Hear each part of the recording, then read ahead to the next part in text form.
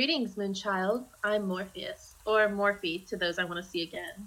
I know, looking at me, you wouldn't guess I was raised by a village of tieflings, or that I was kicked out of said village for less than saintly actions involving the head priest and his wife at different times. See, I have this trick that the fairies taught me as a kid. I can walk right into your sweet little dreams. Oh, or not so sweet dreams, you naughty thing. I've made a few friends in my days, probably twice as many enemies, except that one time with the priestess of Talos. She got exiled, and oh, never mind that story. I prefer the animals and fae. They just get me, you know? Oh, the scars? Yeah, that was a bad day. I'm just as surprised I made it out as you are. Besides, they make me look fierce. They also remind me that I have seen that true betrayal can only be committed by someone close to you, someone you love. The rest of my circle weren't as lucky. I had some of my best memories with them, and now I'm the only one left. Or the only one that I know of. Life is like a river. It never slows down for anyone. You either flow with it, or get shaped by it. Guess which path I chose. Whiskerforge's parents lived in the dwarven settlement of Earthheart. Slow to be accepted into their neighborhood, they apprenticed Forge to Fiona Steelcloak, a smith of some skill. All was well until war hit their corner of the world, and young Whiskerforge struck out to help defend his homeland with the help of his ancestors. After the war and his apprenticeship, he started wandering the realms and helping people where he could. Along the way, he met Mira, a cleric of Selene. Hello! Arnica Swiftbreeze Flatfoot, the fourth of the Copperclay clan. Nice to meet you. My gnome clan's lived in the woods near Leylon for a few generations now, and we've traded up and down the Sword Coast with all kinds of folks. But sometime after the fall of the House of Thalavar, we started getting wild magic in our family. And recently my magic has been getting stronger, but the woods are also getting more dangerous. And we've always been a bit nomadic, but also these woods are my home, and I need them to be safe for my family again. Hi, I'm Zafu. I'm a young rogue half-orc, just basically trying to find my place in life. I grew up mostly on my own, so basically I had to learn how to be sneaky and steal just to survive. I may not be the smartest dude around since really I didn't get a proper education, but I can handle my own. I enjoy a lot of alone time. I like a nice alcohol, and I love kisses from ladies and men.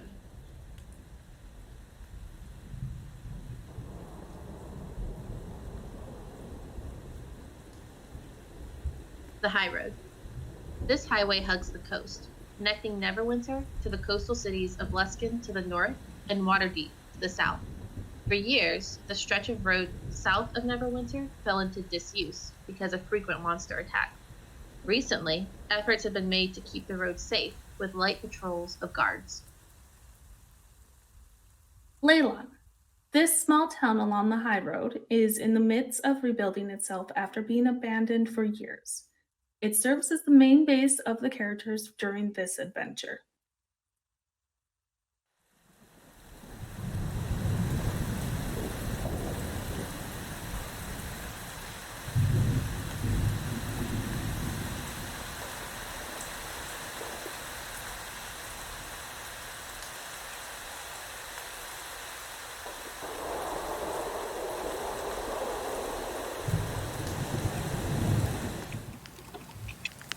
Hey guys! Awkward finger guns are back! Welcome to Episodicals 3, our fully LGBTQA plus cast. I am taking over for Sarah, if you guys remember from last time, so I am Faye. I will be your new DM. Morpheus will be still making an appearance in mysterious ways, but for now I'll be focusing on keeping our players alive, or depending on my mood, causing them absolute terror. So we're going to start with introductions, and let's just go in order from what I see on my screen. So Christine, you want to introduce yourself and your character? I would love to do that. My brain thought I was muted because I'm still not used to this headset, so I was like, I have to unmute myself, but that is not the case.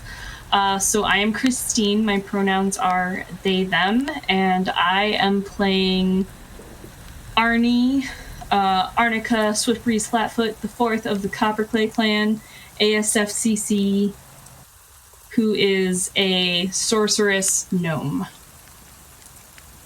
Excellent. And Dapper, I have you next on my order, so let's see what you got for us. Yo, I'm Dapper. Pronouns are he, they. Gender is still and forever confusing. I'm playing... I forgot who I'm playing Tyrk, the Goblin Paladin. Are you neutral evil I need help. Yes, I neutral evil asshole. We spent a lot of time trying to figure out and remember Tyrk's alignment of neutral evil, and I think in the process we forgot who was neutral evil. I admit I'm just neutral evil. It's okay. Aren't we all just a little bit neutral evil, though? A little bit. All right, Tony, that means you're next. Hey, my name is Tony. My pronouns are they, them, and I am playing Whiskerforge, the Tabaxi Barbarian Cleric, and his pronouns are he, him. Excellent. And certainly, last but not least, Colin, tell us about your emo revival in the D&D world. Oh yes. Hello, I'm Colin. I'm playing Zafu. He's a half-orc rogue. Yeah, actually, I forgot. I haven't worn my costume in a while. I know. I'm so disappointed. But yeah, usually I'm rocking the eyeliner and the choker. You know, Zarfu's cool. And has a British accent. Yes, that's true. So that is our cast for Stormlord's Wrath. Last we left off, we had just gotten Babyface in the chat, and for those of you who don't remember, Babyface was a horrendously horrible, magnificent character created solely by chat, which ascends all godhood and celestial beings. And when the chat box fills up from donations and things like that on Twitch, Babyface will make an appearance to just level the playing field, which so far we have desperately needed every time. So feel free to hit that stream box up because we're probably going to need it to get through this fight.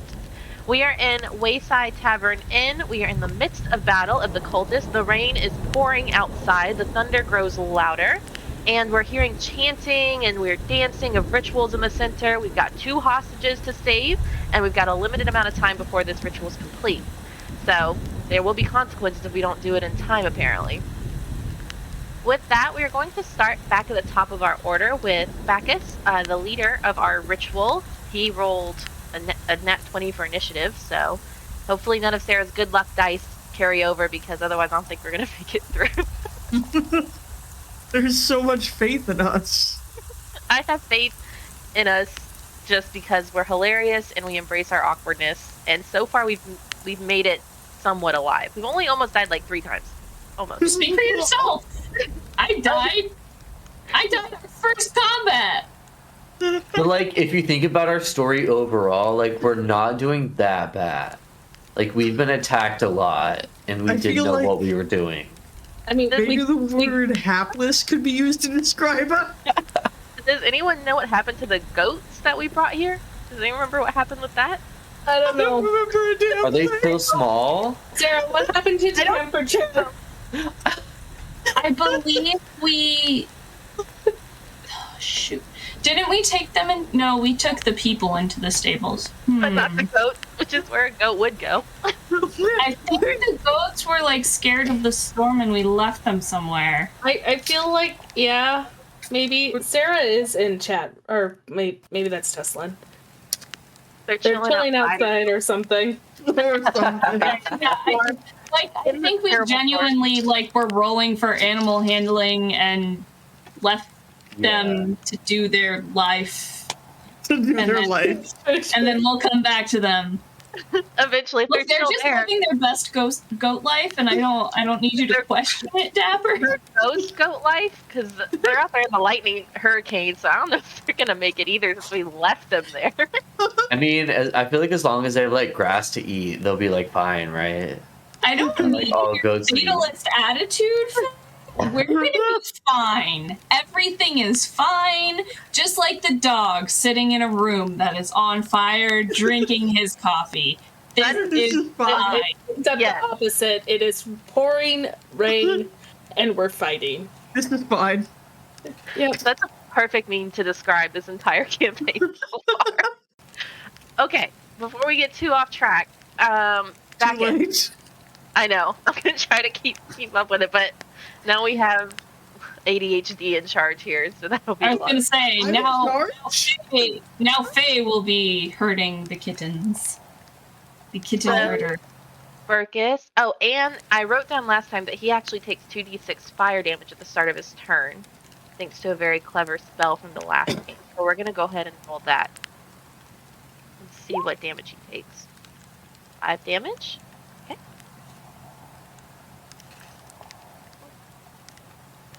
Excellent. So, as the round starts to pick up, the dancing and the rituals are going on in the background. The cultists are closing in on you. The hostages are wriggling around for help in their binds. And as Bacchus goes to kind of strike the first opponent in front of him, a singe of fire just kind of rattles through his body, and you can smell like his hair tips starting to burn off a little bit. But he tries to shake it off because he's a gladiator and he's going to fight till the end. So with that, we are actually going to go attack the first person in front of us. Is that Whisker Forge's cloaked character? It sure is. Okay, so I'm gonna roll to hit. And looking at my character sheet this whole time as well, so don't judge me for that. No judgment here, only love. Only love. And bad judgment. And I mean, you know. So we have that. I know they have multi-attack as a gladiator. Okay, so we're going to roll 20 plus 7. Let's see if that hits. Does a 10 hit you? A 3 does not. Does a 10? Oh, a 10 does. Okay, because we get a plus 7 to it. So far my rolls are already rolling over to this campaign. Hey! For dice.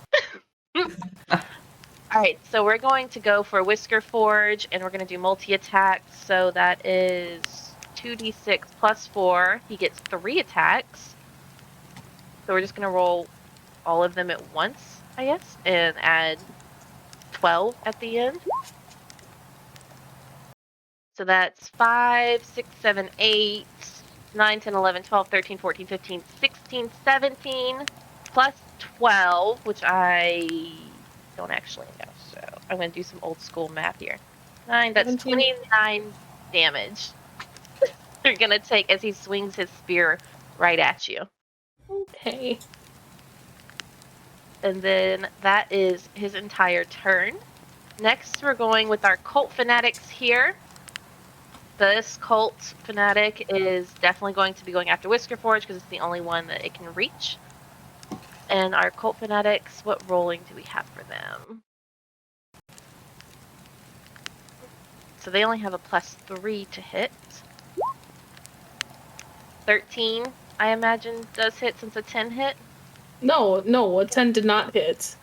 Oh, I thought a 10 did hit. Okay, well then you need to take that damage. Okay.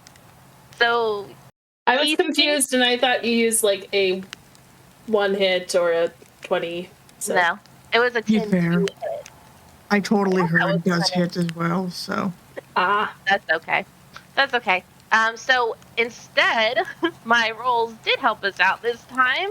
The spear goes right at you, but you're able to just kind of sidestep right in time, and it clunks into the ground, and he's kind of like wrestling with it to get it out of the wooden tavern floor. And then our cultists go, and then we have a 13 for them to hit. So does that beat your armor class? Nope. All right, so our cultists both try to go at you with their short swords. And that instead of actually hitting you again with your tabaxi reflexes, you're able to step back with the flick of your tail, and their swords clash against each other with a clang that reverberate through the tavern instead. And you made it out of this round alive, because that leads us to your turn. So what would you like to do to these baddies? I will... Let's see here. I believe, well, first things first, I'm going to attack this guy with my spiritual weapon. Okay. Because that, I believe that is still out.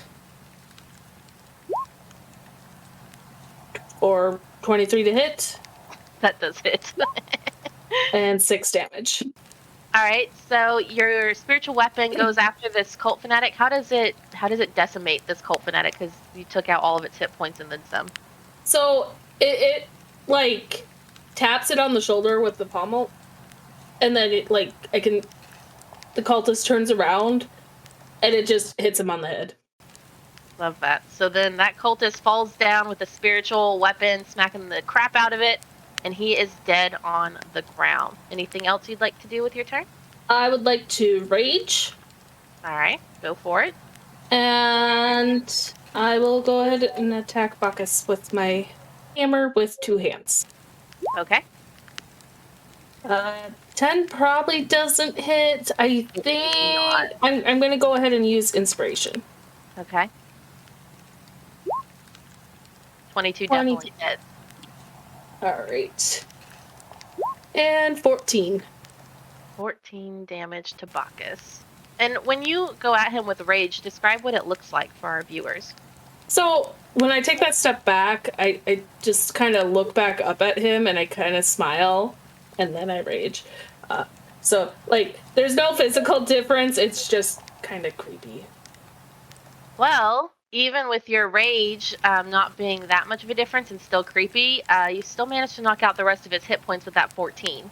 Oh. Just barely. So he falls to the ground immediately and is shocked as he's trying to wriggle his spear out. He wasn't prepared for your attack, and then his little burning kind of simmers up, and then he's dying horribly on the ground. I've already used my my bonus action, but can I turn to that cultist that missed me and was like, "Are you sure you want to stay?" Sure. I like that. Roll an intimidation check. Alright. Angry kitty. 18. 18. Alright, so the cultist at least one of the cultists that tried to get you, he immediately begins shivering in his boots, and he's going to get disadvantage on his next attack round. Okay. And that is my turn. Excellent use of your turn.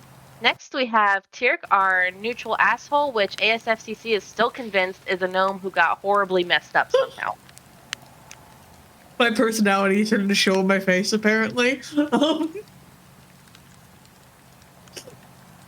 All I see is laughter.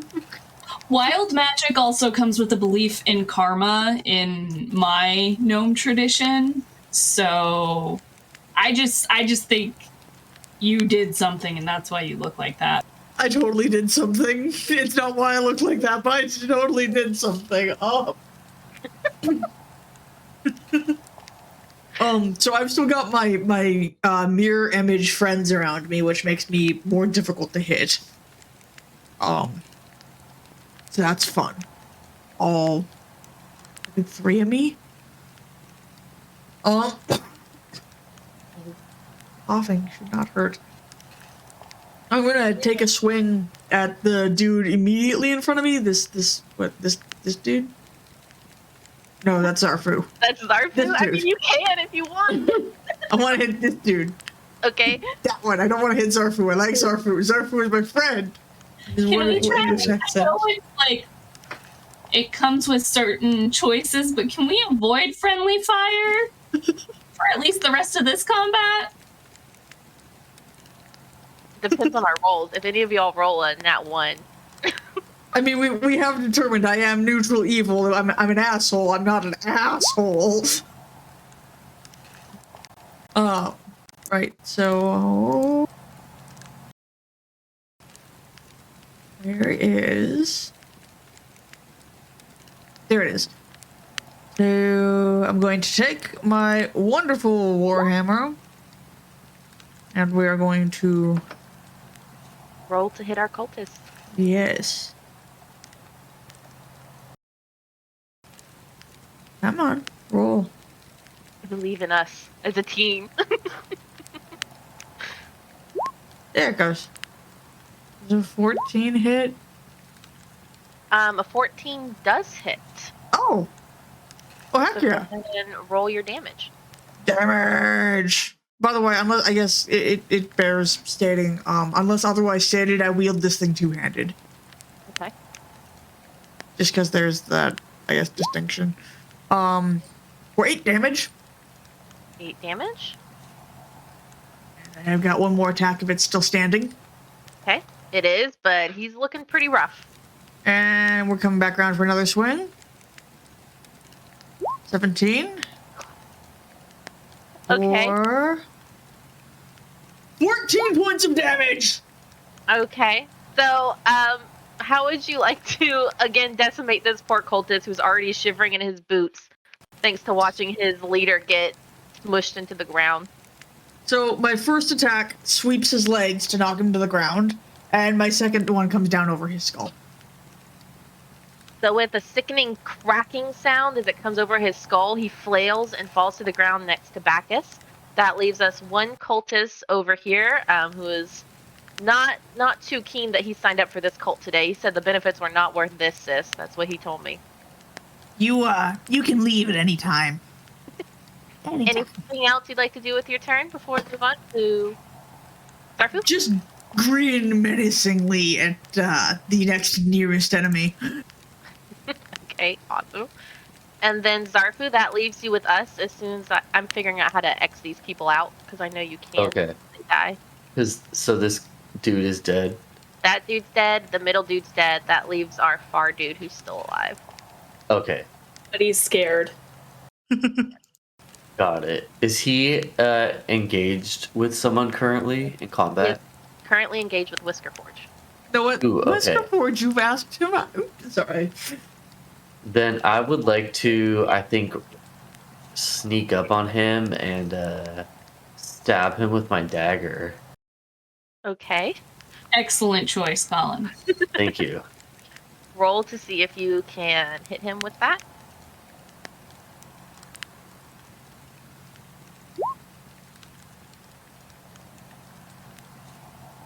Ooh, 8.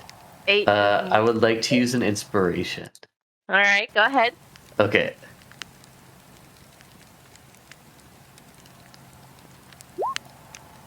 $22. That one definitely does hit. Okay.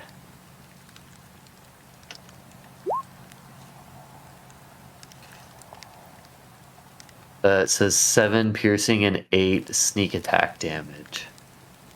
9, 10, 11, 12, 13, 14, 15. Interesting. So, as you sneak up on him, and you use our inspiration from our lovely chat, otherwise that was probably not going to end up great for you, you actually, with your additional sneak attack damage, being a badass rogue, we got the exact amount of hit points for this guy. So, describe how you're going to take this guy out as the waves of battle seem to be turning very rapidly and a little bit scary. Ooh, okay, so I'll say this dude is staring at Whiskerforge, but he's freaked out, he's scared, so I'm gonna like slip to the side of him and then behind him without him noticing.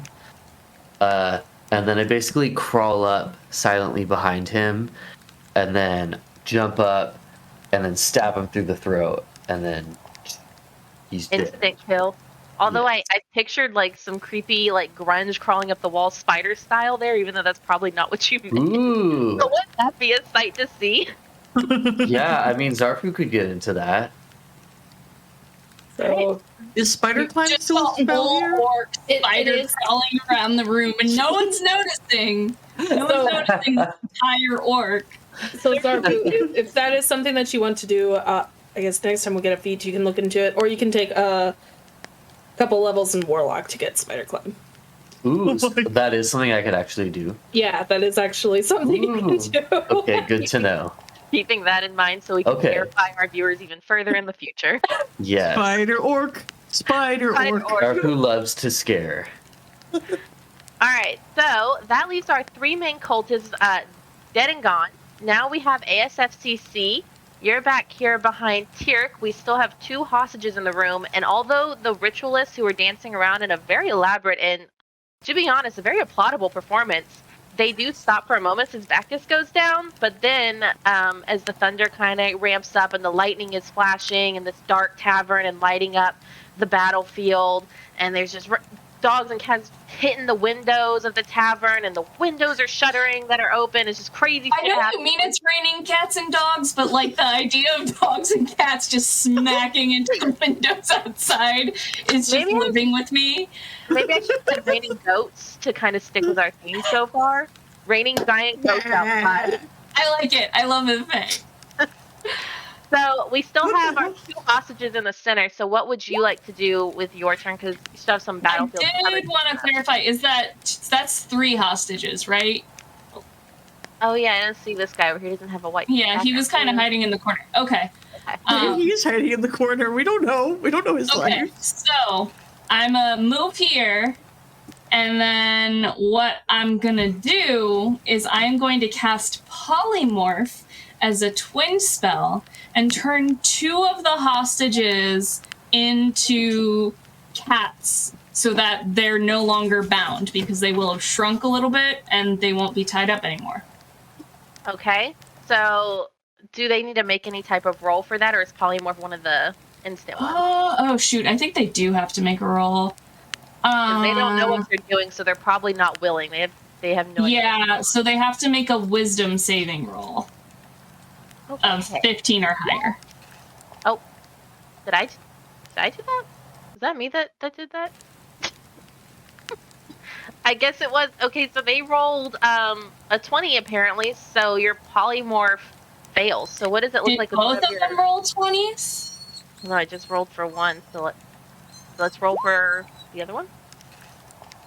17 and 20. God damn it. So what is that? Great idea. What does it look like when one of your spells fail? I'd be curious to know.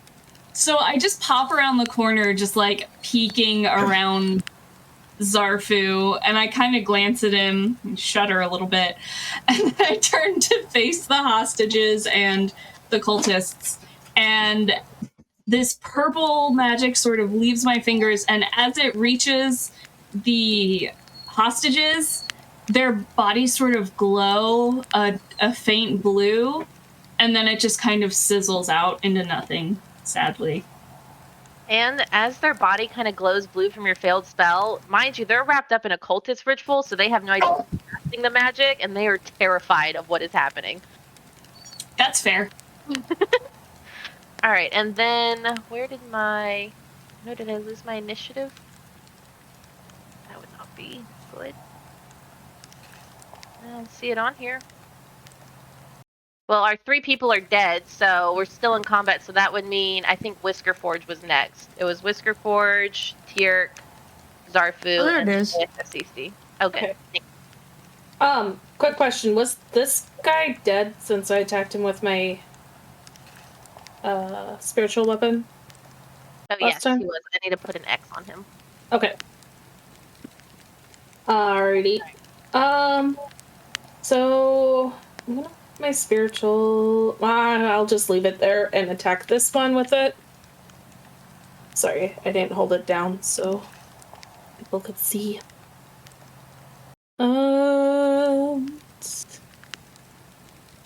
18 to hit. That definitely hits. And 9 damage on that one. Okay. Again, we are spot on with the exact amount of hit points, weirdly enough. So is the spiritual weapon different this time, or what does it look like when you take down this second one for your kill streak? I think, I think really it just turns and hits that one over the head, too. Does it tap it on the shoulder as well?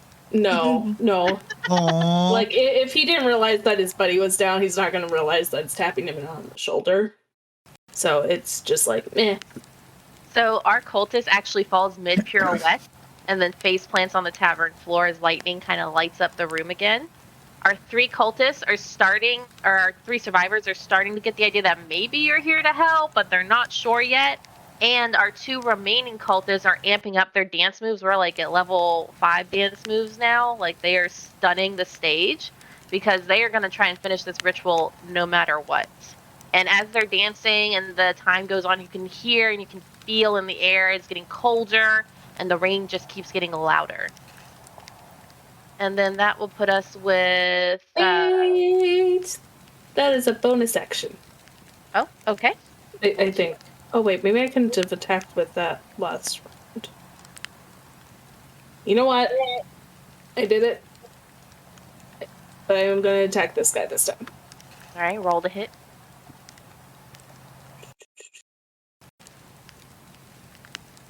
And 19 to hit. That definitely hits. Our rolls are doing really good today. And 5 for that one. Okay. So the spiritual weapon goes for a 3-fer. It smacks it upside the head, but he is... This is actually me. I moved. Oh, where are you? Oh, here you are. Okay. Yeah. Then, yeah, so you smack him real good. He's still dancing. He's still trying to finish his special. He choreographed for this for months. He's not about to give up now. And then that should conclude your turn. So now we're on to Tirk. What would you like to do?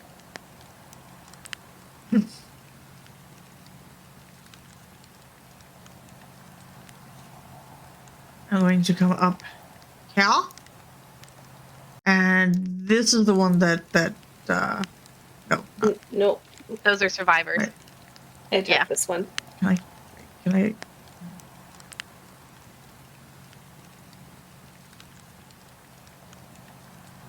can get over here. So I can swing at this guy. Right. Roll to hit.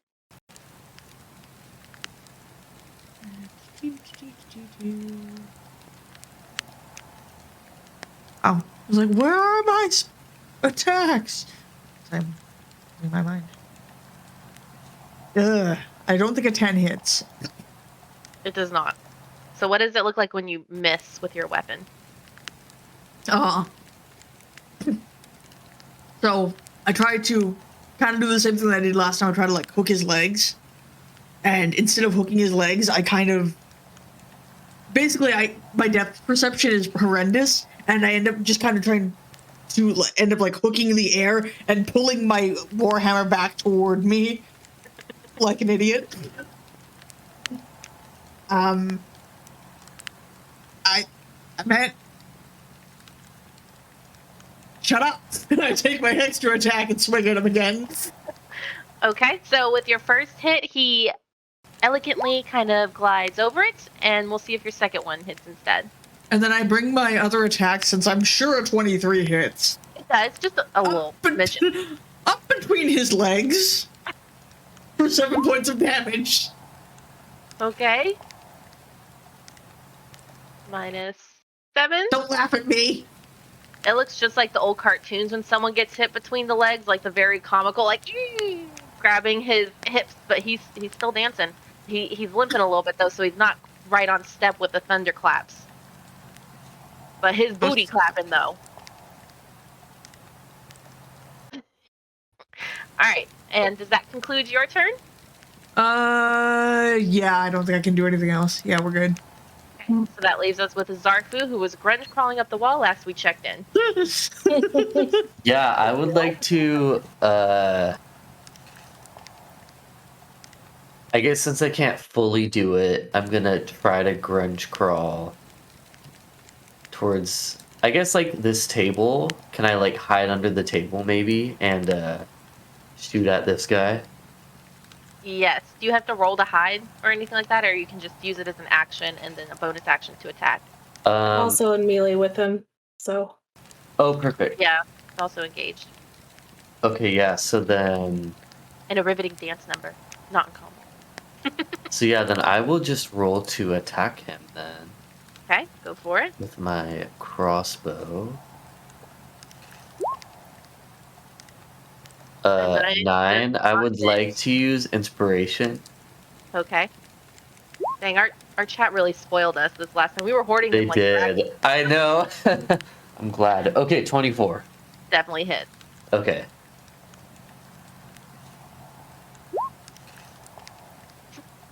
Nice. Ooh, okay, 10 piercing and 15 sneak attack damage. Alright, so keeping on par with our regular pattern, this one doesn't just die, he is also completely obliterated beyond repair. So what does that look like from Zarfu's perspective? Ooh, okay, so Zarfu is under the table, but he's got eyes on this dude.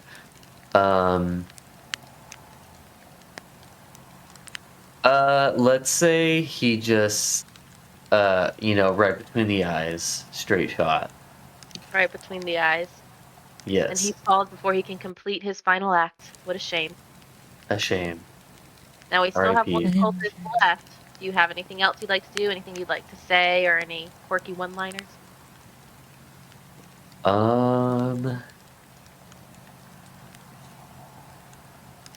No, I'll stay under the table. Okay. Quietly.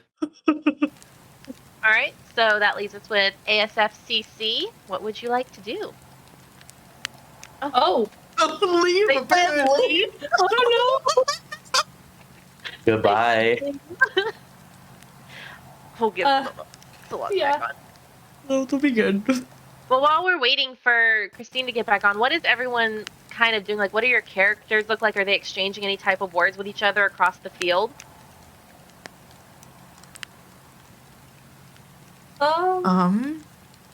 They're just saying, No. I'm smack talking everything, obviously. I mean, I just took a swing at one dude between the legs. I have to smack talk. Zafu is whispering to Whiskerforge and Tyrk, even though they can't hear him because he's too far away, but that's what he's doing anyway. Whiskerforge has tabaxi ears. He might be able to hear. Oh, that's true. Okay, maybe Whiskerforge can hear. I'm sorry. You just decided to leave the battle. That was your plan. Yeah, I was like, they got this handled. They don't need me. No, What does the MFCC want to do? Bounce, apparently. Yeah. Peace out, Girl Scouts. You got this. You don't need me. So I am going to cast. I'm gonna cast Blight at level 4.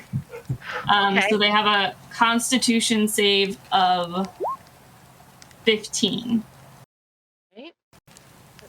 Right. Thank you for that contribution. They rolled an 18.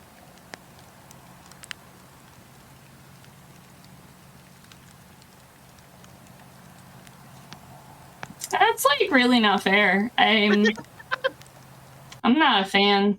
I mean, technically I have empowered, so I could. Oh wait, no. Rerolling changes damage, not Constitution save. I'm being silly. Oh, but what I can do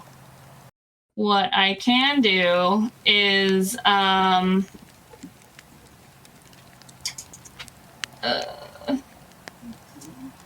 am gonna bend luck, so I can spend 2 sorcery points to roll a d4 and apply that as a penalty. You said it was 18, didn't you? Yes.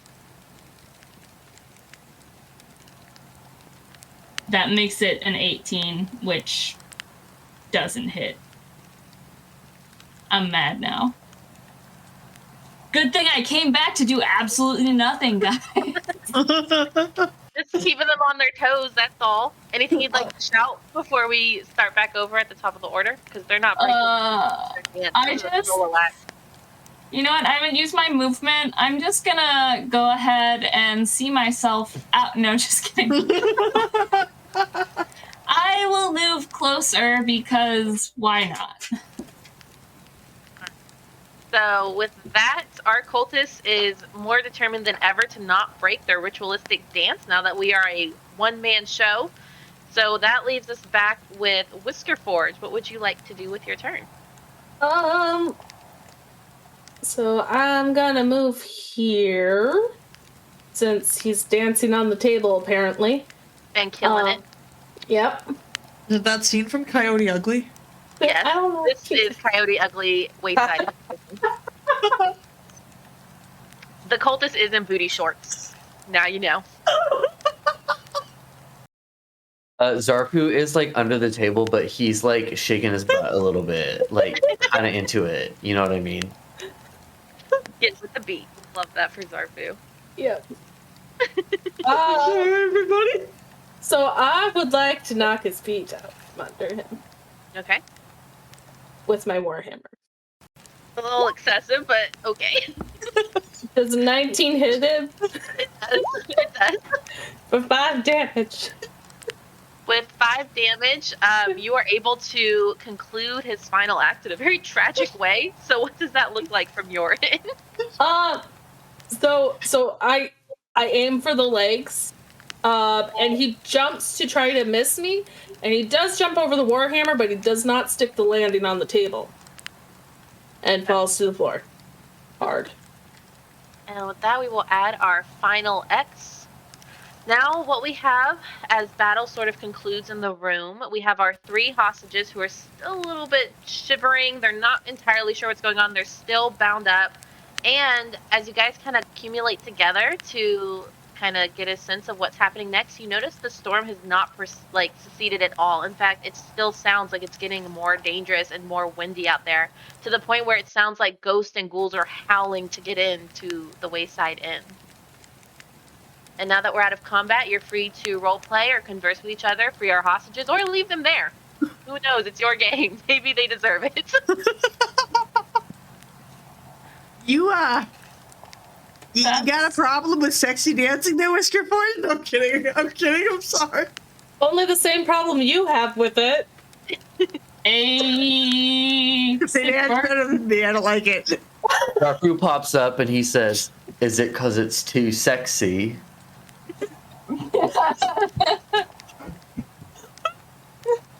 No. I'm uncomfortable with the energy that we are creating in the studio today. I'm not actually uncomfortable. I just thought that would be a funny thing to say. I mean, considering you just murdered 1, 2, 3, 4, 5, 6 people. It's exhilarating. It's because I didn't want to do the river dance. They're doing more Riverdance than these hostages.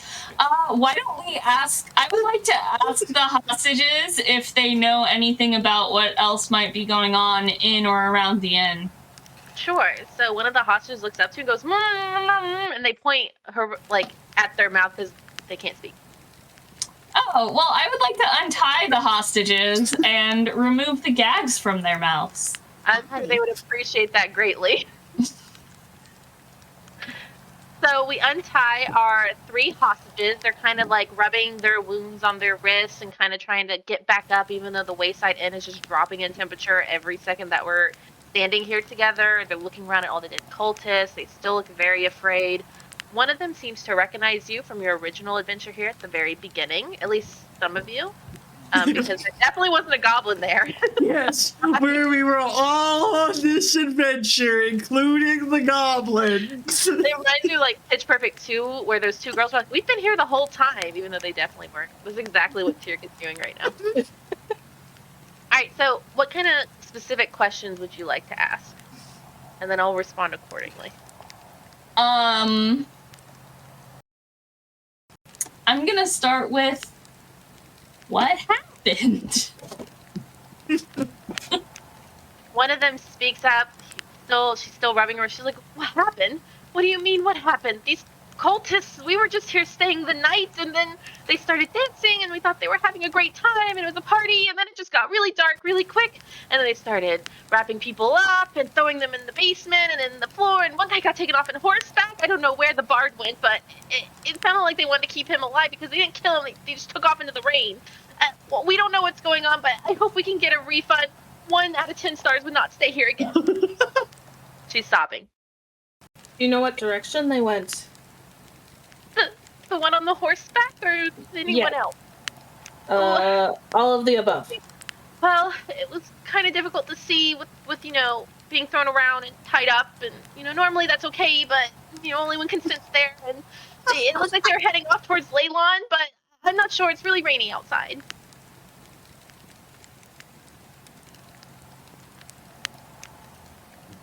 And then awkward silence. How many other people are muted. were killed? Christine, you are muted. Oh, Christine's muted. I'm bad at this tonight, guys. I'm sorry.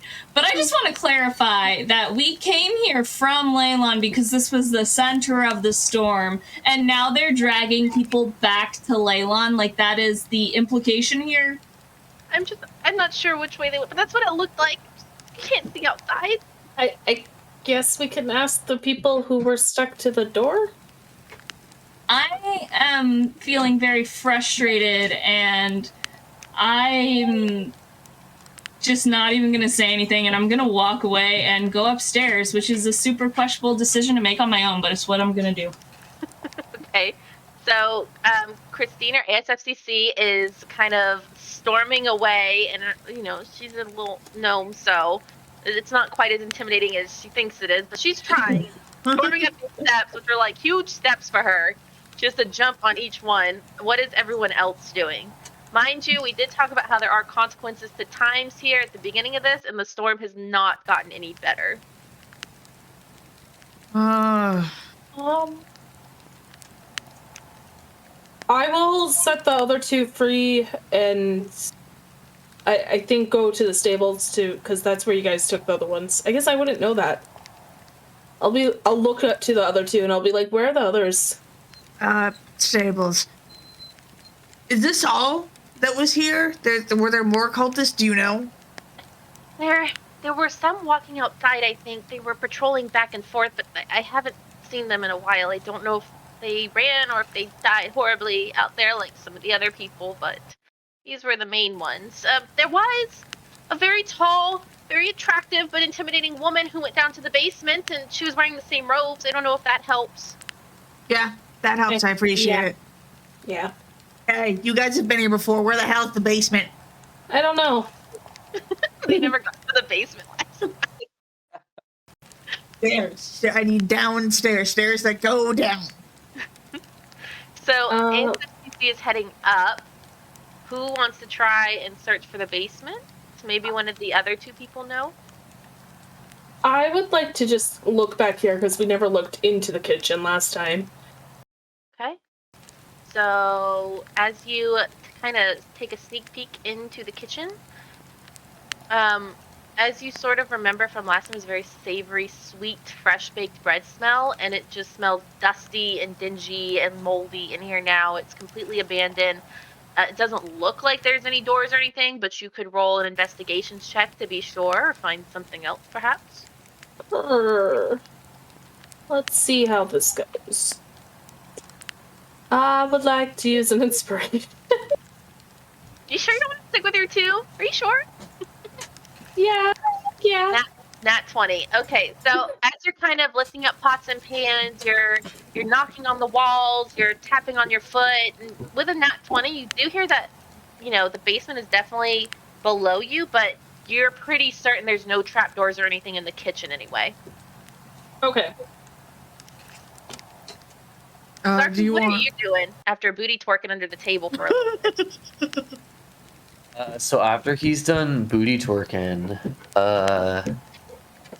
I think he's also going to search for the basement. Okay. Which direction would you like to go? So are these stairs outside, are these like the entrance stairs? These stairs, based on what I can understand from the map, are in the stable potentially. At least that's what I'm going with, because we have a door that leads there into the stables. Okay, down into the stables. Okay. Well, actually, then maybe Zafu will maybe he'll follow ASFCC upstairs. Okay, so Zafu is also deciding to go upstairs. Excellent. I can't move past. Oh, there we go. Did you get it? Okay. Yes, thanks. All right, Tyr, what is our goblin friend doing? I'm going to sweep, I guess, down here. If they're gonna go upstairs, I'm gonna make sure that nothing else is like, out through here, like into this area. Maybe see what's. What's your fortune to let anyone know about your search in the kitchen, or are you keeping it to yourself? Yeah, I'll come back out, and I'll come to the door at least, and I'll be like, there's definitely a kitchen, but I don't know where the stairs are. I'll kind of look at the people. I'll be like, hey, where are the stairs downstairs? Do you know? And as Tyr's kind of shuffling around, one of the half-elves that you release says, the stairs. The basement, I think I saw one of the waiters go in through the stable at some point. That's where they keep meat and wine, anyway. Oh, it's better than Plan B, which is using my warhammer to smash to the ground. Which I don't know if we're trying to be stealthy, but I mean, I would have joined you in that endeavor, but if we can get down there without making a hole in the floor, that'd probably be better. You two can move your tokens towards the stables, and then what we're going to do, because I would like to see Zafu and ASFCC upstairs and what they're doing, we're going to kind of do it, they're going to go first, and it'll be happening simultaneously, but then we'll do your narration second. Alright, so as we make our way upstairs, let me go ahead and unhide it. Does it move the map for you guys when I move it or not? Oh. I'm not seeing it move. Don't know. So that unhid things. Okay. So for our two going upstairs, if you want to place yourselves at the top of these stairs here on our second floor, and we'll see what we can find. Or wait, it looks like it unhid the stable area, but not where we are. Oh, here, I think these are... Thank you for that contribution. The dogs of war are impatient. So I still have all the rooms hidden, but you should see the second stairwell. Oh, okay, I see it now. Yes. Wonder. Oh god. Okay. Hey, and I'm getting there. I made it out. Can I make it to the other side? I think I may have to, delete my token and bring it back. There you go. That's going to be my guess. Yeah, I can't. Oh, hey, look, magic! Thanks, yeah. There's Zafu. I'll move you too. Okay, thank you. I got you. I was like, I'm stuck in the building. Alright, so as you both ascend the stairs, one right after the other, you're kind of looking around, at least from what you immediately see, you see the entrance to 3 rooms, and then one additional room just the very, as you're going up the stairs, straight in front of you is another door. Okay. I'm gonna be, when Zafu comes up, I'm gonna be between these 2 doors, just not banging my head against the wall, but just with my head up against the wall, just frustrated and upset because none of my magic worked, and now it sounds like we're gonna have to go back to Leylon, and I'm just real tired. Okay. A bitch is tired. ASSB is having a hard time right now. Zafu, what would you like to do? Zafu will walk, up to, behind ASFCC and be like, hey, are you okay? It's just been a really long day. I know. A really long day. I know. It's okay. Can we hear anything? If you roll an investigations check, you might be able to.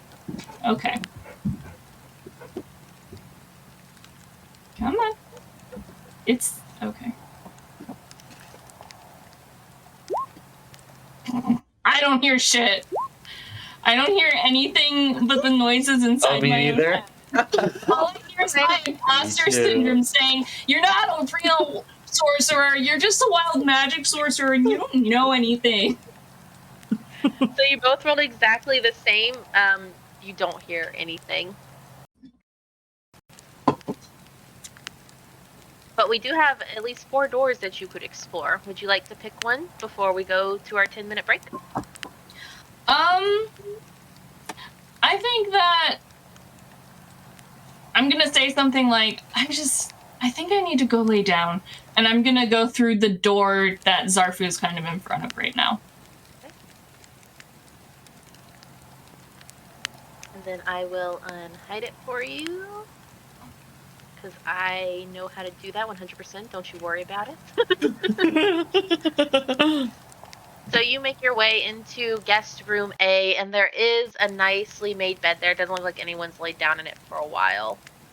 It does look like there was some sort of struggle in this room. As you kind of walk in, the wardrobe's thrown over. There's some dishes and glasses broken on the floor.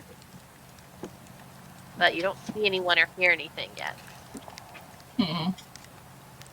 Can I do another investigation check?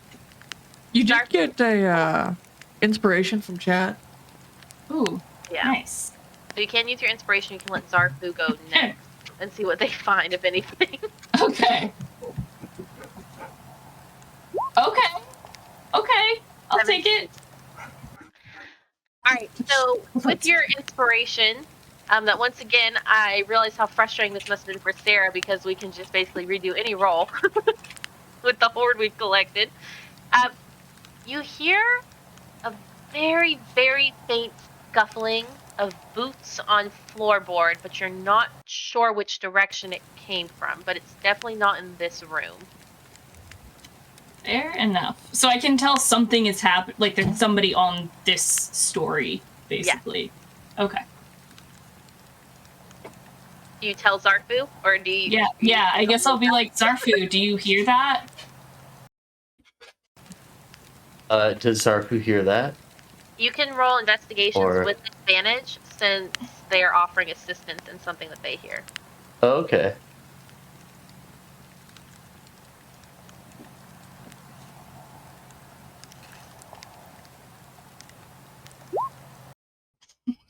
Roll again, hopefully. Yeah, with advantage, one more shot. 15. So as ASFCC kind of turns back to you, what are ASFCC's pronouns? Is it she, her, or they, them? It's she, her. Thank you for checking. It's she, her. So she kind of perks up a little bit and she's listening real hard. And Zafu, you listen as well, and you do in fact hear a very faint scuffling, but again, you have no idea which direction it's coming from. It could be a mouse in the wall for all you know.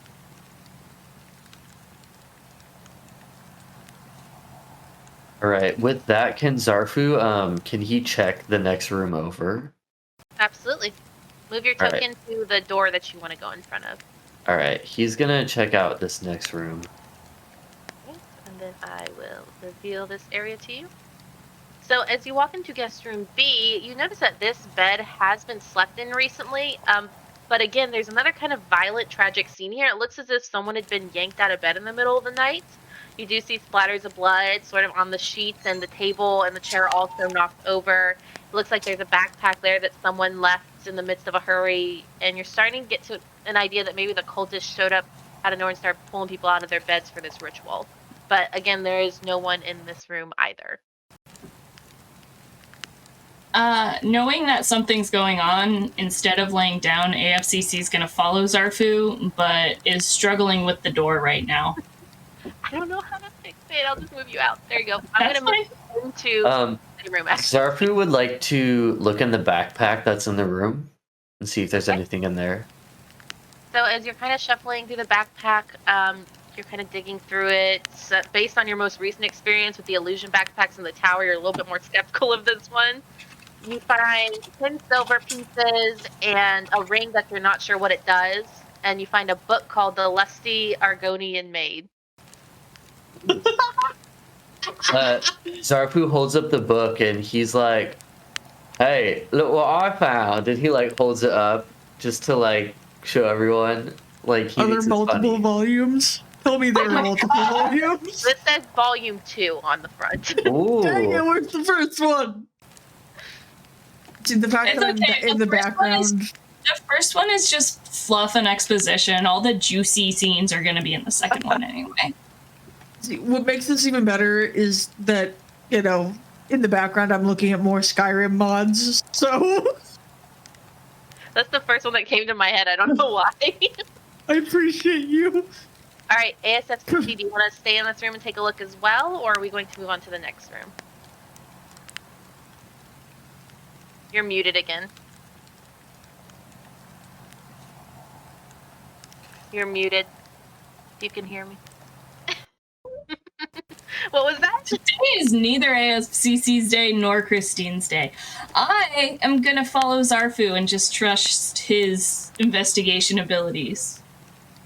Alright, Zafu, which direction would you like to go into next? We have 2 more rooms to explore. That you can see anyway.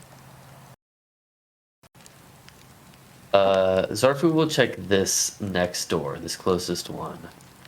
Okay. I will move you in there. And I will unhide the background. As you both kind of follow each other into this room, you see a what appears to be a halfling cowering in the corner. He's not wearing any cultist robes. It's a young man with ashy blonde hair, very small, kind of cradling a bunch of scrolls and a backpack just tucked behind a chair over here. And before you can engage, this is a great time to take our 10-minute break to see what this person's got going on and why they're the only person in a floor that seemed to have been ransacked by cultists. Dun dun dun!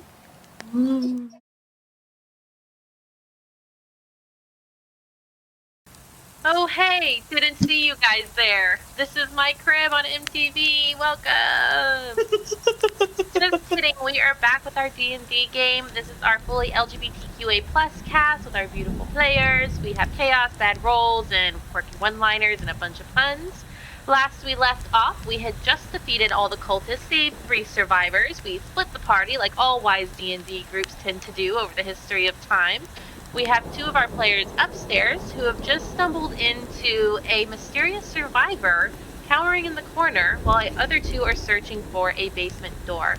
So we're going to finish up with our people upstairs. Is this person friend or foe? I don't know. It'll depend on our rolls. So are you guys ready? Yes. Yes. All right. So as Zafu and ASFCC walk into this suite, you definitely notice right off the bat that this suite is a lot nicer than the other suites. It's definitely got more posh sheets. It's got really pretty, like, cool wallpaper. The table's ornate. It's definitely like, you know, the high roller suite. And in the corner, we have a young man, which I read as a halfling, but it's actually a gnome, cowering in the corner with ashen blonde hair, cradling a bunch of scrolls, and you are wondering how they survived the cultists who have appeared to have taken everyone else throughout the inn. So how would you like to start off this interaction? You said it depended on rolls, right? Yeah. Can I roll for being related to him? I guess you could roll an insight to see maybe what you'd be better off approaching them with. Okay, I'll do that. 19, solid. So as you kind of walk in, you have to kind of step around the bed because you're a little bit short, but you notice that this person has genuine fear on their face. They don't look like they're about to harm you, but they are looking at you like they're not sure what your intentions are towards them. So I'm gonna say, like, I'm gonna start off by saying we just freed the hostages downstairs, and we are trying to figure out why the storm won't calm down yet. Okay. So our gnome looks past your shoulder up at the hulking half-orc that is also behind you, and then looks kind of back and forth between you, kind of takes a chance and clears his throat. You're not wearing the cultist robes, so that is a start. You said you freed all the they survived, including the ones down in the basement? Basement. You did go to the basement, right? Where is the basement? The basement is in the stables. That's at least where I saw the innkeeper go when she was being dragged off. Oh. Okay. Well. We'll have to look there. Oh, who are you people? Are the cultists all gone? I don't know that they're all gone, but there's nobody else left in the dining and kitchen area of the inn. And the bard, the pretty one, the one that they took off on horseback, you stopped them as well? No, we are working on it. The light in their eyes, they were sparked with excitement and they begin to die.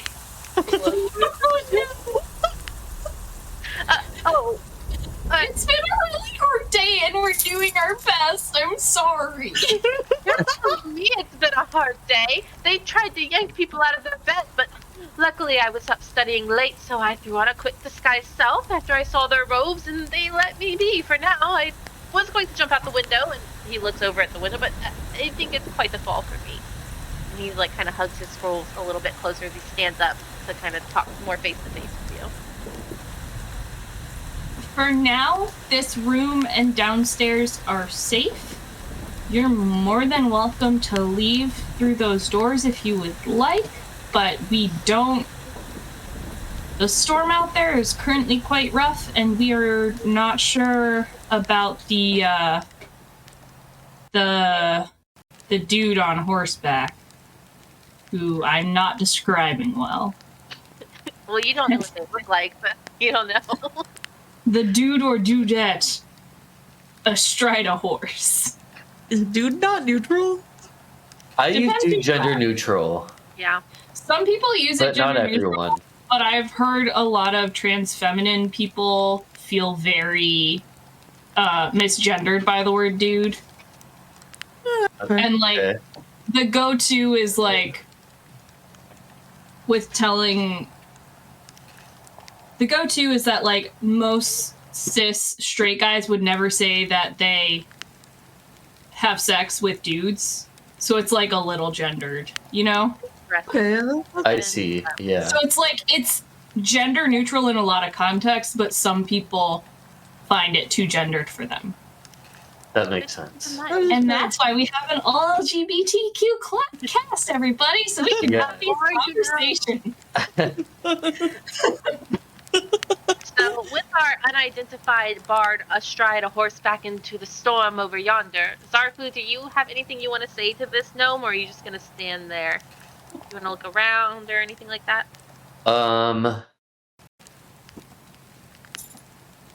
Zarfu, I guess, will walk up to him and he'll be like, is there anything else you know that could help us, potentially, or something?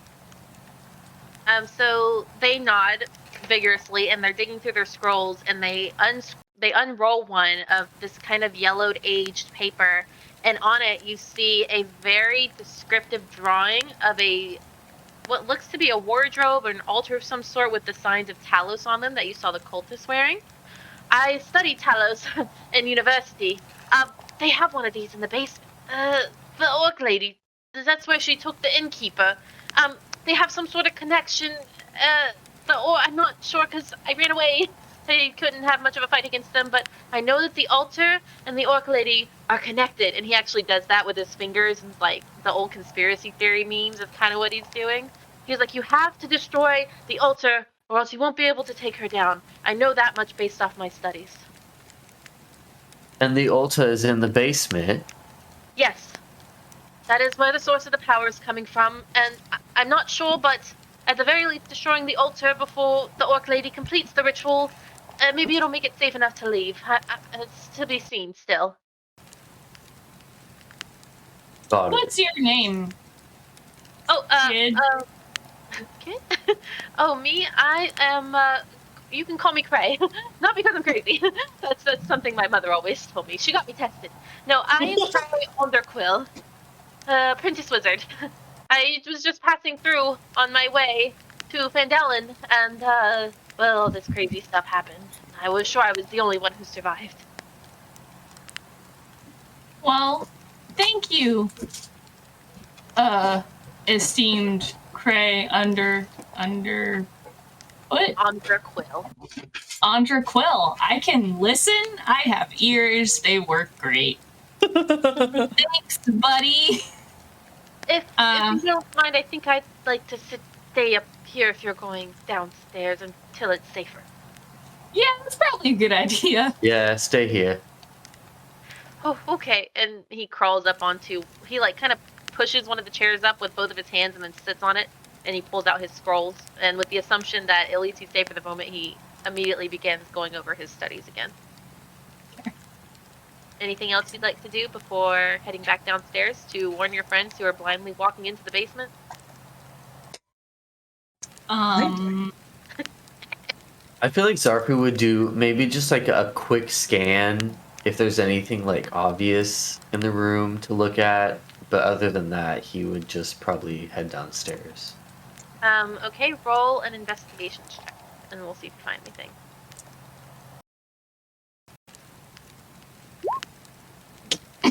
Oh, 4. Nope, it looks like a really nice suite. all right. Would you He say that it's sweet? David. Please tell me Sarah's still in the chat. Okay, be fair- Zafu. Sorry, go ahead. Oh no, go ahead. I was gonna say, to be fair, I unfortunately don't think we're going down to my dad this time around. He has already asked if Zarfu has gnome thing to say, and I am. That's a good one. That, you know what? That is a good one. What did you want to do, Zarfu? Zarfu just is like, what a nice room, and then he's gonna go back downstairs. Alright, so we're going to take our 2 people upstairs back downstairs to rejoin the others. We're going to say this entire thing happened over the course of about 2 minutes. Remember, it's happening simultaneously with our work downstairs, so hopefully that doesn't have any bad consequences for you guys. I'm going to move you over here, back to our original map, with your friends. And Tyrk and Whiskerforge, what have you been discussing back and forth as you're searching for the entrance to this basement table?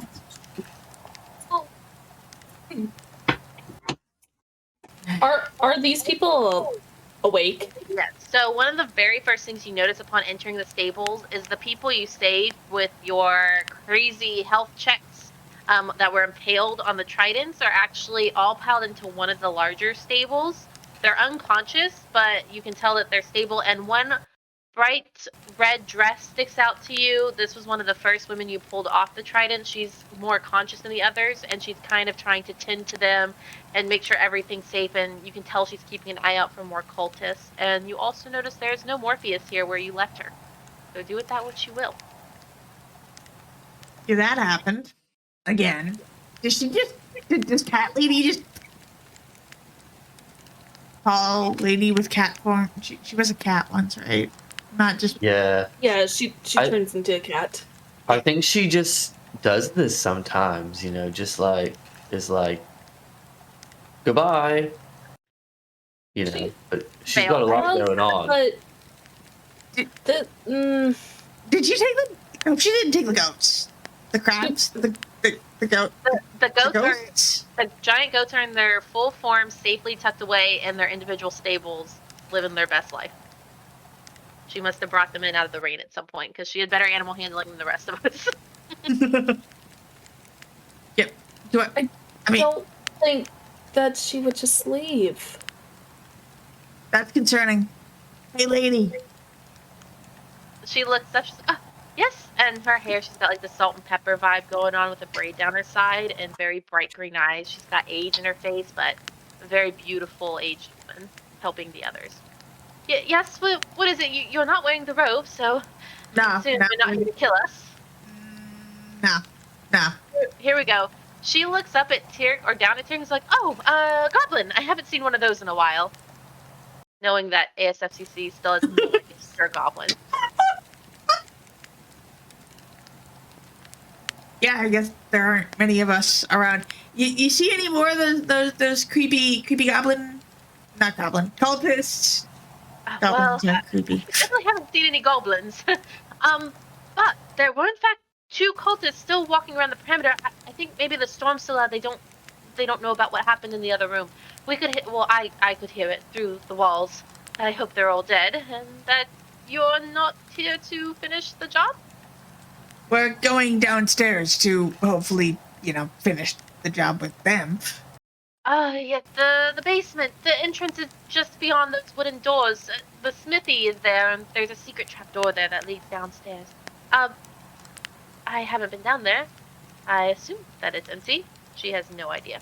And Tyrk and Whiskerforge have no idea what you guys have discovered upstairs yet at this point. Figured. Okay. But I'm going to claim that Tyrk is a little bit paranoid because. Right. So let's go. Yeah. You gonna be okay up here? Yeah. Yes. This little thing, and you see Morpheus' spectral bun kind of hop out, and notice it's been kind of hanging around the injured people, healing them for hit points. She left it here before she took off into the rain. I think we're okay for now. I just don't know what we're going to do if the storm doesn't stop anytime soon, and no food, and I haven't seen the innkeeper in a while, but I'm sure it'll be fine. She's trying very hard to remain optimistic. The I don't know if there's anything that's still edible in the kitchen, but the kitchen is open. And clear. If you want to cook.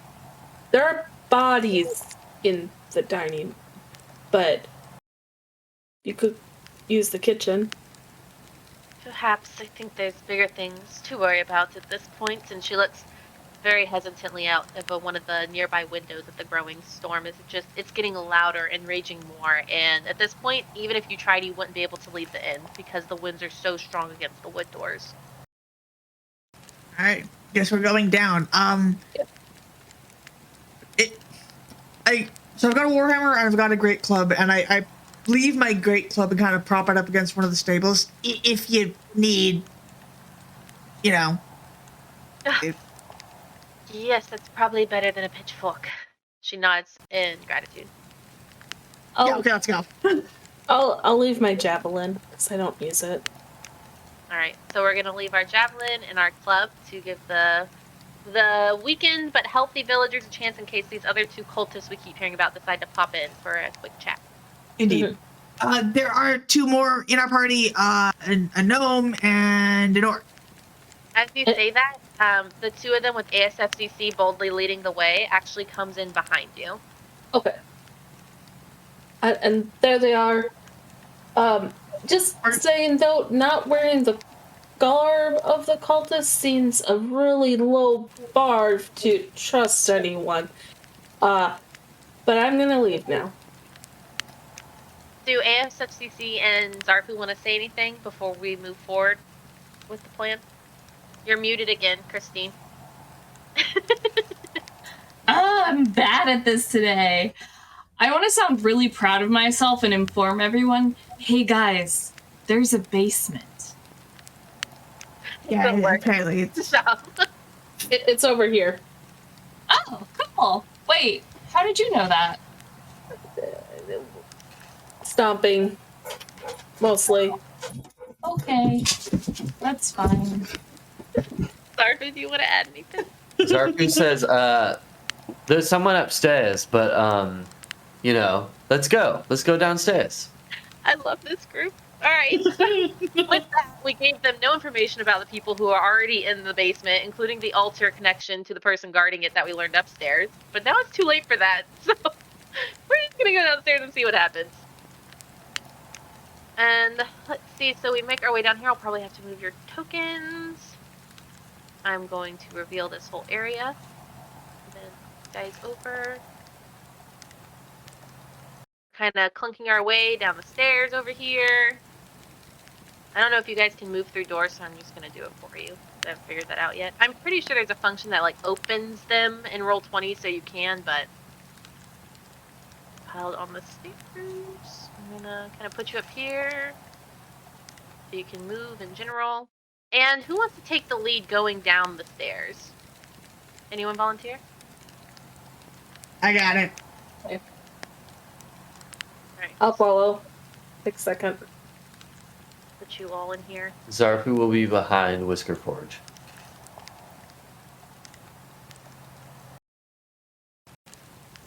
I'll bring up the rear, very disappointed that I did not, in fact, make the discovery that there was a basement.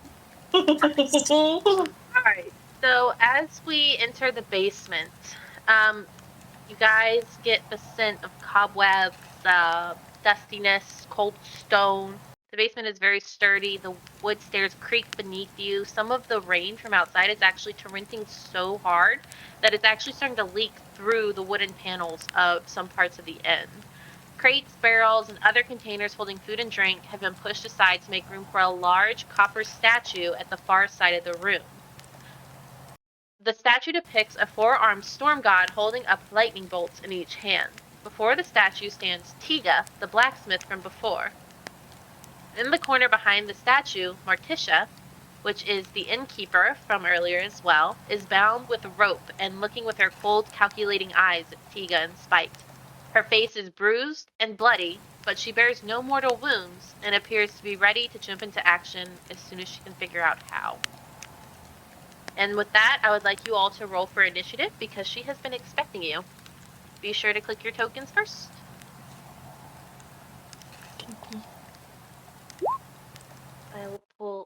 are Tiga's list.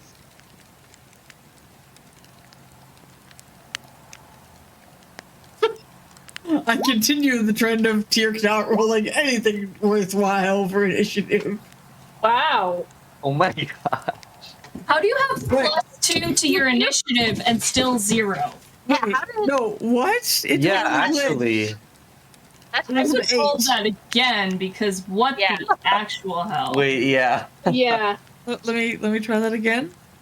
Because like that should at least be a 2. Yeah. Garbage roll? Yes. 0? No. It's an 8 again, so that's something. It keeps popping up as 0. What the heck? I rolled an 8. Hold on, I'm just gonna manually. There we go. It's an 8. Alright, so we have an 8 for you as well. How do I don't want these people on here anymore. Get out of here. And then I don't know how to add someone on here. Like I don't know how to add Tiga's role in here yet. Very carefully. If not, she rolled an 8 too, so she'll just go. If you click her token and you have like the character sheet, monster sheet pulled up in D&D, Beyond with the Beyond 20 thing, it will do the same thing that it does for us. I don't know if I have. Oh, here's her initiative roll. Okay. There you go. Alright, well, she rolled a 7 this time, so we'll go with that. It says Martina. There's still a cultist on there. Yeah. Okay. Yeah. We don't want that person. You know Well, what? We're just going to use the cultist as Tiga. Yeah. That's what we're going with. Alright. So we have Zafu rolled a 22 this time, so you'll be able to start us off with battle. So as you guys kind of clamber down the stairs, Martisha turns her blue, icy eyes towards you. Tiga, who is the beautiful blacksmith from early, very muscular woman who throws hammer and lava all day, turns to you, fully adorned in these cultist robes, with the pin of Talos kind of holding them together. And she's just taking up the room with her atmosphere and her ambience, and you can see little sparks of electricity moving in and out of her fingertips between her and the air in the room. She turns to you and says, I liked you guys at first. I wish so desperately you hadn't come back, and now I'm afraid I'm going to have to kill you. This ritual will be complete. And with that, Zarku, you get to go first, so what would you like to do? Okay. So sorry, which token is she? This She's one? Yeah, that's the one we're using, even though it's a bearded pirate man. Okay. No, okay.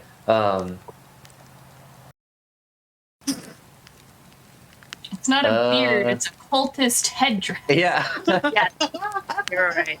A chin dress.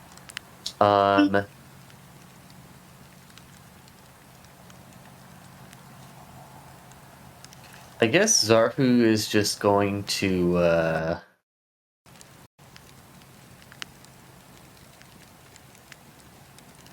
I mean, I guess he's just gonna run out here and attack. Okay, go for it. Oh, I can't move. Maybe I need to move you guys all in here. Tell me if that works.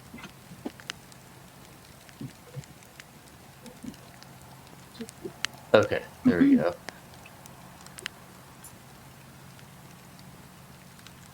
Alright, so I don't get sneak attack, but...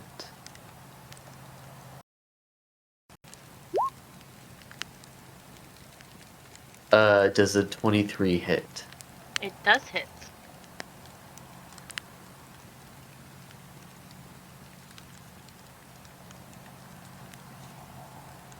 How much damage are you going to do to our blacksmith? 9 piercing. And then do we add the 13 in there for anything? Okay, sneak attack. Got it. I don't think I get sneak attack because they were looking at me, I believe. And I don't think I can hide. Okay, so what are you using a crossbow to hit her? What Yes. when you strike her? And it does hit her, but it doesn't do a whole lot of damage. Okay, how about well, Zarfu was like third in line, down the hall. So I'm gonna say he kind of like, as they enter the room, he like somersaults to the side, but like he like shoots the crossbow like mid somersault. So like, Okay. I like like trying it. to look impressive. Yeah. He definitely looks impressive. He looks really Okay. badass. Cool.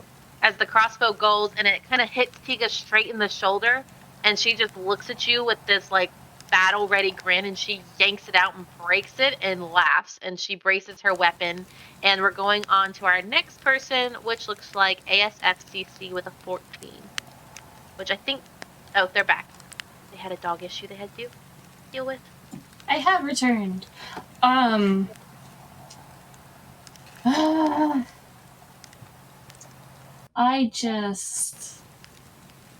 don't like this.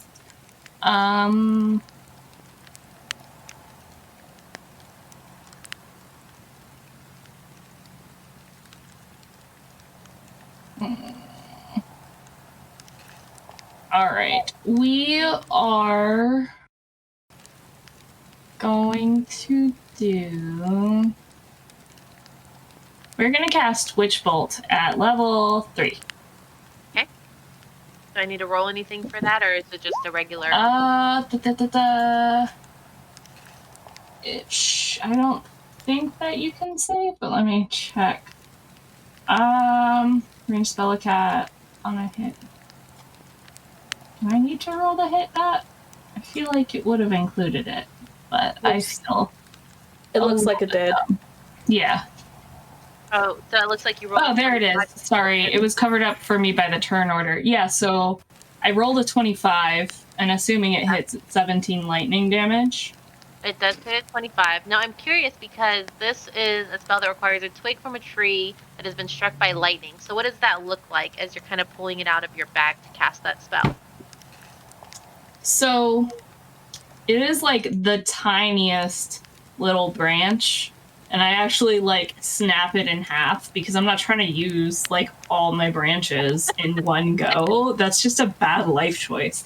And I kind of snap it in half, and as it snaps, this sort of purpley blue lightning sort of fizzes where the wood splits, and then as I put one piece back in my bag and sort of start to hold the other piece and hold it out towards the person, it shoots out purple lightning. Okay, I like it. So as your purple lightning kind of shoots out towards Tiga, what you actually notice as a group, because it's a very small area and the shrine is very hard to miss, is that while it hit Tiga, it almost also seems to kind of bounce off an electric bolt to the shrine, and it begins to glow brighter. But Tiga like that. almost acted as a conduit, so she kind of holds back, but she kind of braces herself again, plants her feet steady, and just kind of beckons you to keep coming at her. Does it seem like she took any damage from it? It does seem like she took a little damage for it. But it also enhanced this weird altar thing that, like, man, I wish I knew what that was about. If only someone had told you what that was upstairs. Oh, wait, no, I did know what that was about. Yeah. They don't know what that's about. Yeah. Cool. Anything else you'd like to do, like a bonus action or anything like that? I would like to be like, say out loud, oh, the altar is glowing, so let's not use lightning, guys.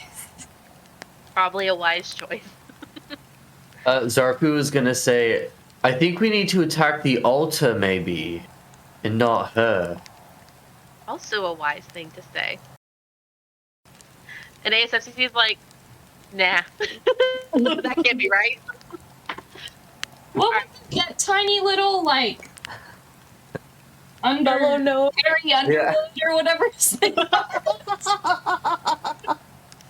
So next we have Whisper Forge with a 13. What would you like to do for our battle? Okay, so it's probably been long. Well, I didn't hit or was hit, so my rage has ended. My spiritual weapon is done. I am gonna go ahead and put a spiritual weapon here because we don't know anything about that. So I'm gonna go ahead and cast that. 23 to hit. Now, are 23 you to going hit. for Tia or for the altar or for Morticia? I still don't know that hitting the altar is what we need to do. Nobody has actually said it. Zafu said it. Now.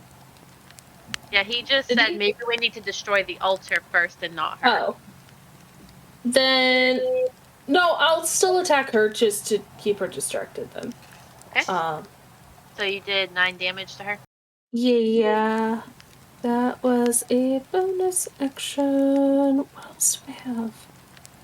And then I will go ahead and I want to move here. Okay. So I can cut her. Now, if you're crossing her, you're going to be in her range of attack. That's okay. All right. So as you're kind of darting across, she's going to roll to smack you. Mm-hmm. I should have clicked this over here instead. Hold up.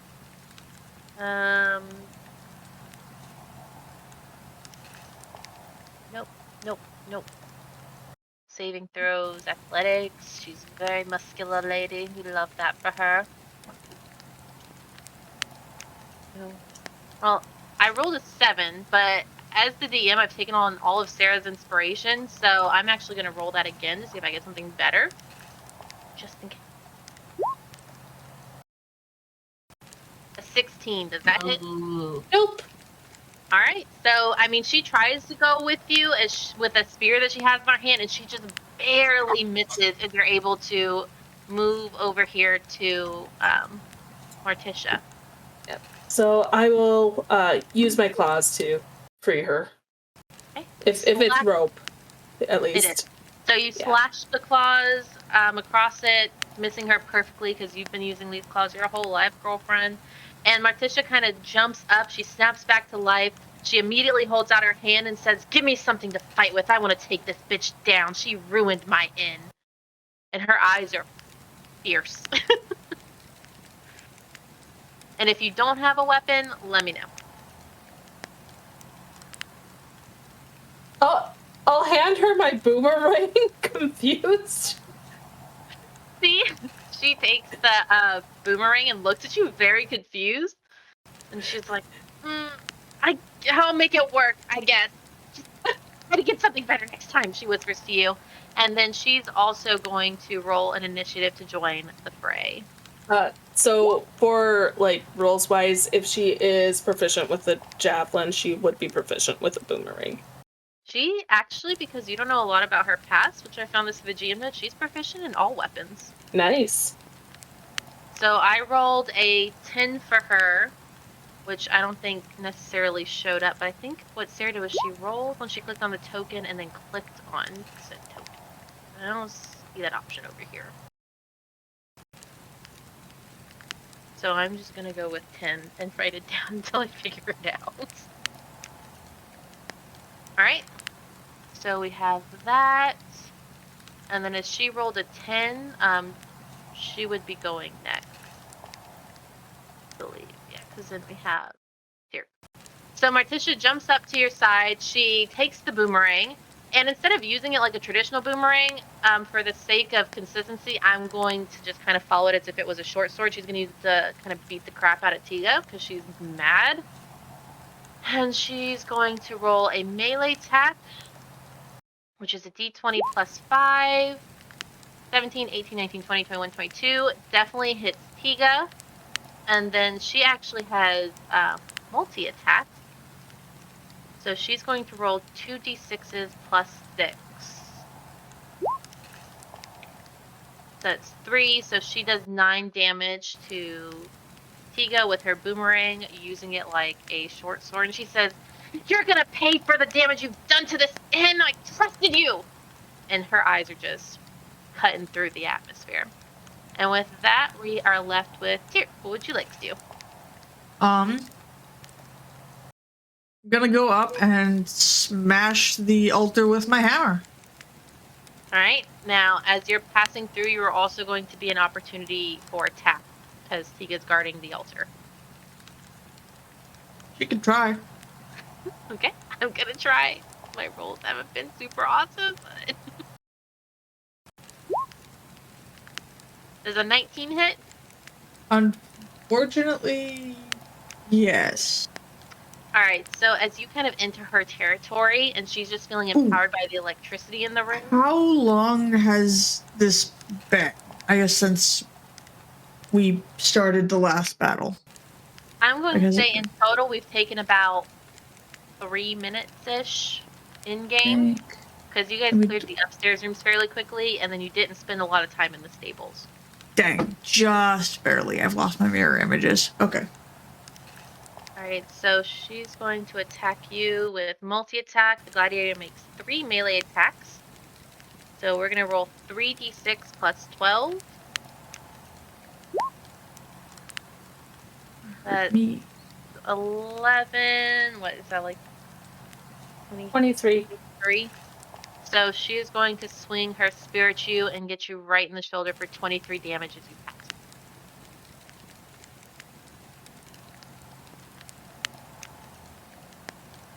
You know what? We're gonna have words in a moment. As it goes to her turn, with you saying that, she's like, oh, you're not going to have much time to say any words, little one. And I like to say words. Then that leads us with Tika's turn, and because she's already got her spear in you and you were talking smack, she's gonna try to hit you again. I don't like it. So we have... So I can just click on that. I'm pretty sure that was damage. Please ignore that. Gotta roll first. Does a 14 hit? No. Then I would like to use one of my 4 inspiration that I have left and try again. Oh. I rolled exactly a 14 again. So all she does is she just kind of turns the spear in you and it hurts, but you don't take any damage. And she kind of is muttering under her breath. And with that, we are back at the top of the order with Zafu. What would you like to do? Alright, I think Sarfu's gonna go towards the altar. And that's right here. Mm-hmm. Okay. I guess he's gonna try to sneak like behind Tyrk. Or past Tyrk. Right. Roll I would say roll sneak at disadvantage because you're not using it to attack, and she definitely knows that you're there, so you really have limited options for hiding. Okay. But you also have inspiration and nat 20s that you can use, I believe, if you wanted to. Yes, that's true. I would like to use a nat 20 then.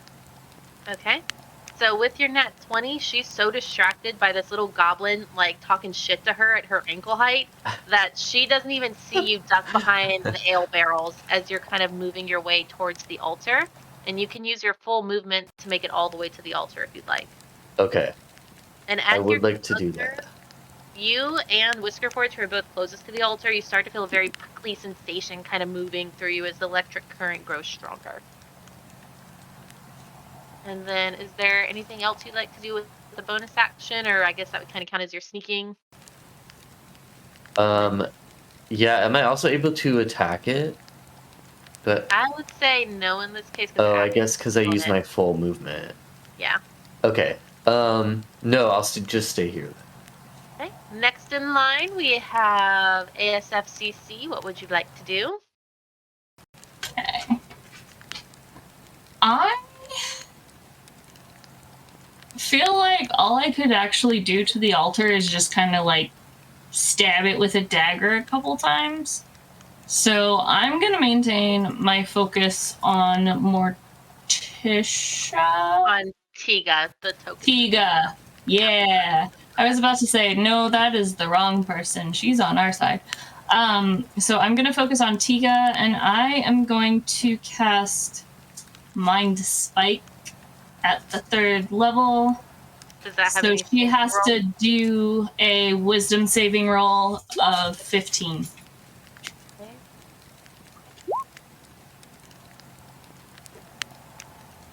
I rolled exactly a 15. What? Why are there two of them, though? I don't know. I That's just put weird. the wisdom thing on the Roll20 sheet, and it does it for me. Yeah. Sorry, I'm just weird and confused and, like, also a little frustrated. Except, like, the really cool thing about Mind Spike is that you still take damage. You just take half damage. So she'd take 6 damage.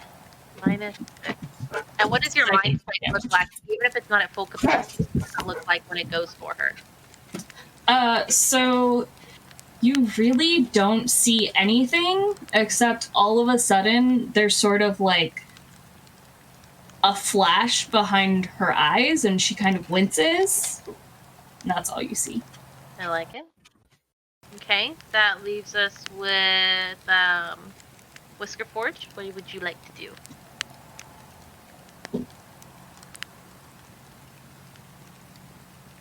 You're muted, Tony. Yeah. That was a 1 second, not a My bad. let me talk. So I will continue to attack her with a spiritual weapon. I'm gonna be doing. Oh,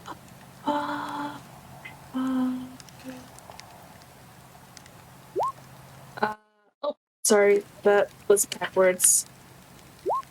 11 probably doesn't hit. It does not. Alright. So where's the altar?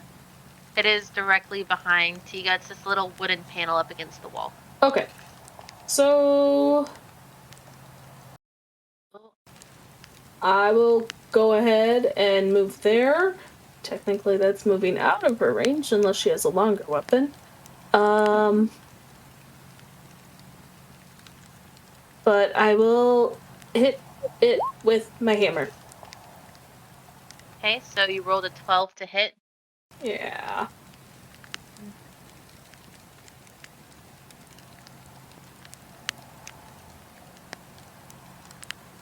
I'm seeing how many hit points the altar has. It does. Definitely not a mimic, though. Don't go thinking that. It's a mimic. Everything is a mimic. Alright, we're just going to give it... I don't see it in the description, so I'm just going to assign it some. Go ahead and roll for damage.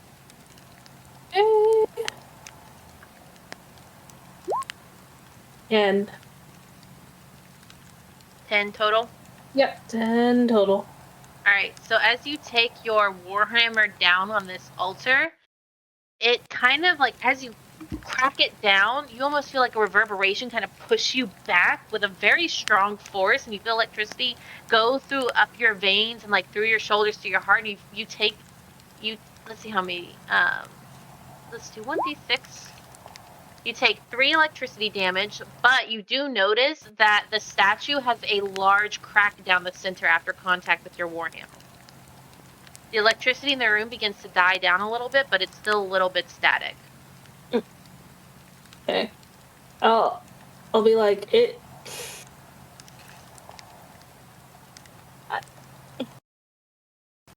Gonna go, it's angry! We have angered the statue.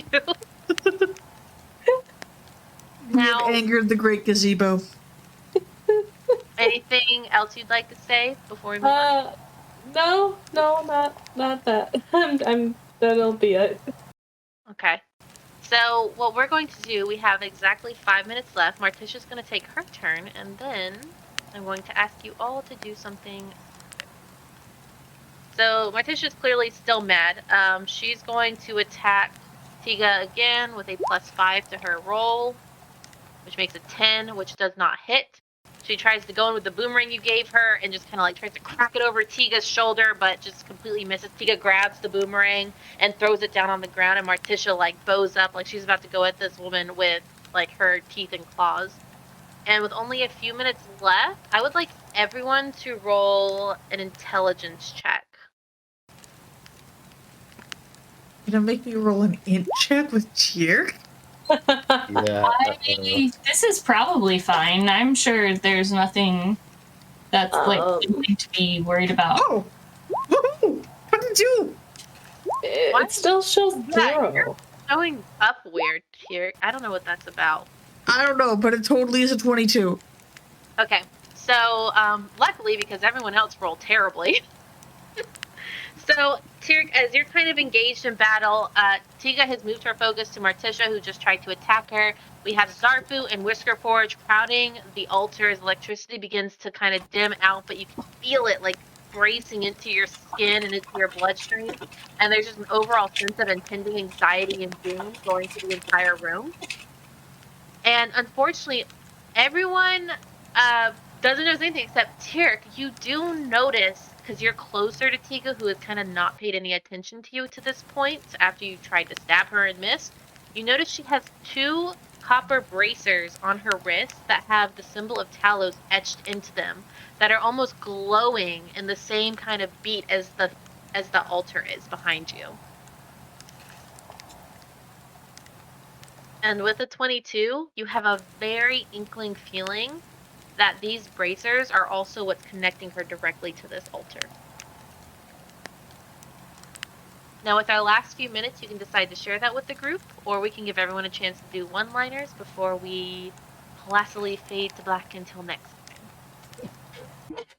Pretty Policy Jewelry, everybody!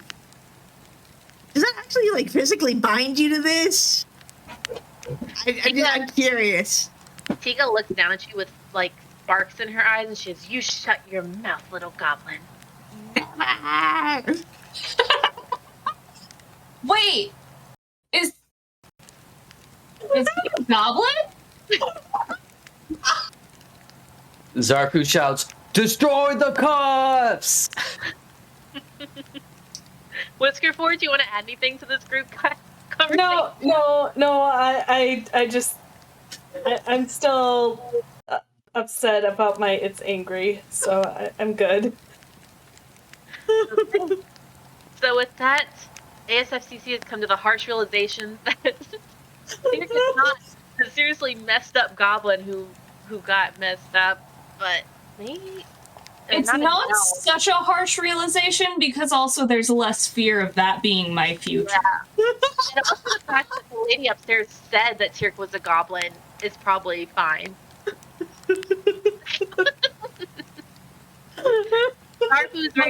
Was I outside yet when Tirk was called a goblin? You were there. You were right there. Oh. We're paying attention. It's the same route that I'm sure other people have called him a goblin since too, but like not people I was paying attention to. It's the same channel where you and Zafu decided not to share the altar connection until you were already in battle. By the way, yeah.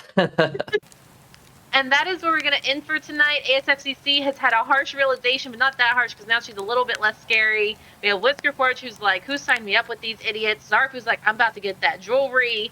And Tirk is smack-talking a giant, beautiful half-orc blacksmith and may or may not get smashed in the next episode. I mean that violently, not sexually. Don't be dirty. I mean...